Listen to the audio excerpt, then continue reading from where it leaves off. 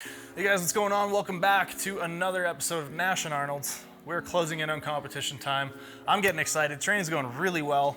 I don't want to jinx it, but nothing really hurts or is bothering me that much, and all three of my lifts are making progress, so knock on wood, things continue this way.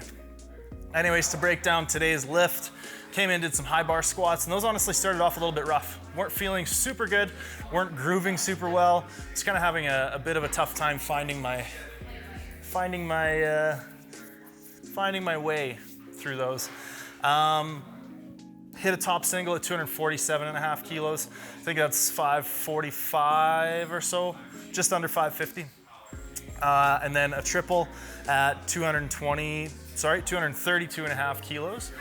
And then a triple at 222.5 kilos. And by my last triple, those were actually feeling really, really good.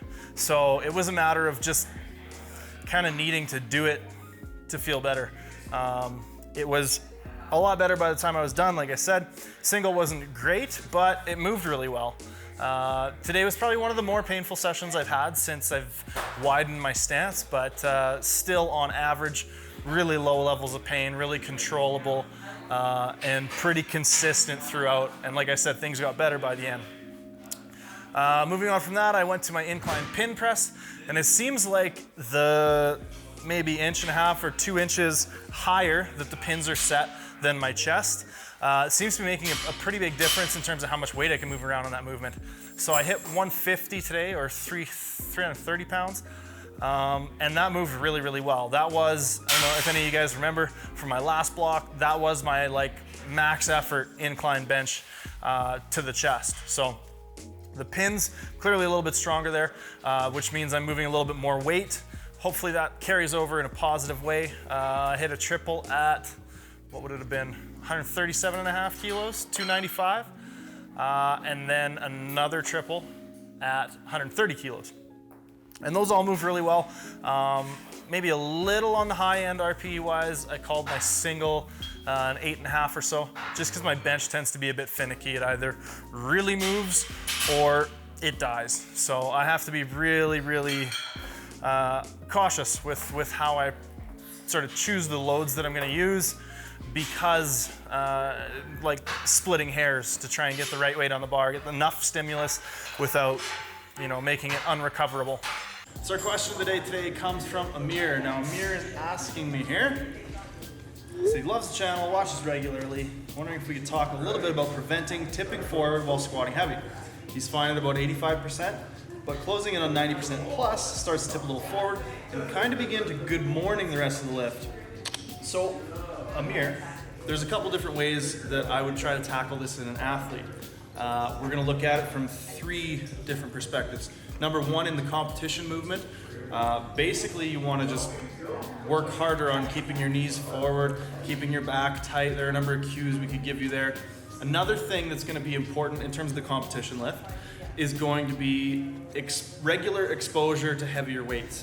So in your case, because there's maybe a bit of a skills component missing from your ability to proficiently perform the lift beyond a certain percentage, what I would get you to try and do is regularly do some singles in that range, 90 to 92% or so. And 92% approximately is going to be our single at an 8, which is very, very popular right now.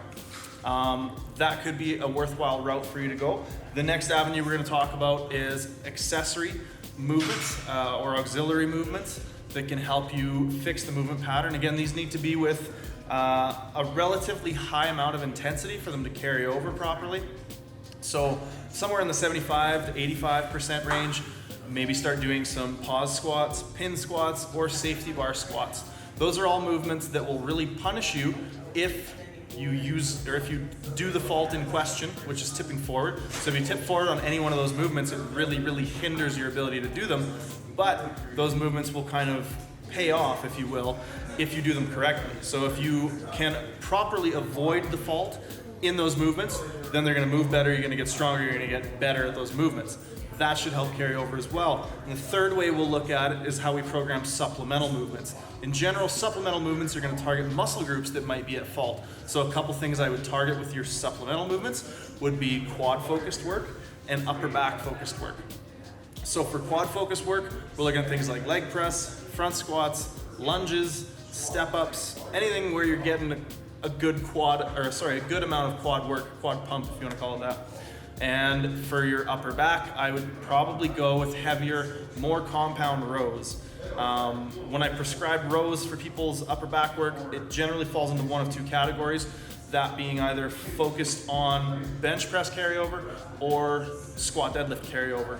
Obviously more compound movements where you're having to brace yourself in a certain position, going to carry over better to our squat and deadlift. Anything where you're moving more isolated through the shoulder joint, you're not having to stabilize your position, something like a chest supported row, maybe a 3-point dumbbell row, 3-point being 1 foot, knee and hand on the bench.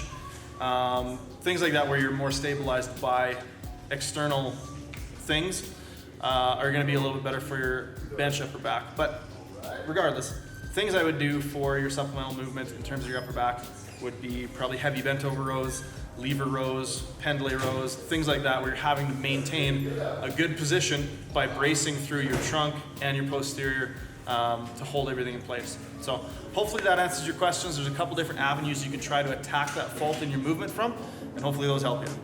With my equipped deadlift today, things actually felt really, really good. So my single, 365 kilos, I think that's like 803 or something.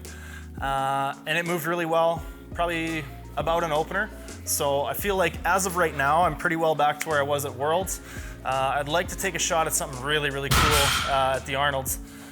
Try to, hit a big milestone there and see what I can put together. We'll see how the rest of the training goes. I'm not gonna get ahead of myself, but things are feeling really good. After that, I did a set of 5 at 337.5 kilos, which I'll have to check, but that's approaching my best set of 5 in the suit. So that moved really, really well. It just kind of felt like I was tossing it around like a rag doll a little bit. So happy with that for sure. From there, what did I do? I got into the RAM.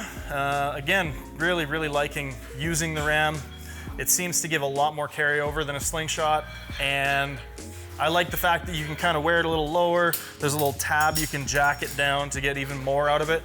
So I hit a single at 207.5 kilos with the RAM, did a triple at 197.5 kilos, and another triple at 187.5 kilos. And lastly today, we did some of my favorite new exercise that I've been doing for 2 blocks now. That's chest supported row. A lot of times Mike in his programs puts in row of choice, and the last couple programs I've chosen the seated row. I'm not sure if I can go as far as to say it's helped my bench, but it's been involved now in 2 training cycles where my bench has gone really well. So correlation, causation, hard to say, but I like the movement, I like the way it feels, and I feel like there may be some carryover in terms of just being able to keep my upper back nice and tight when I'm benching. Maybe, maybe not, I don't know, try it out, let me know what you think. Anyways, that's about it for today. We have the Funny Money shirt and the Hick hat coming out real soon. This is some of my favorite stuff that we've put out. We got the zip up hoodie, all kinds of stuff. We will show you guys. Check out my Instagram. We're gonna post some previews and mock-ups and that kind of stuff, and hopefully that'll be out in another week or 2 available to you guys. Thanks for tuning in. Like, subscribe, comment below. More questions of the day are always good, and we'll see you guys in the next video.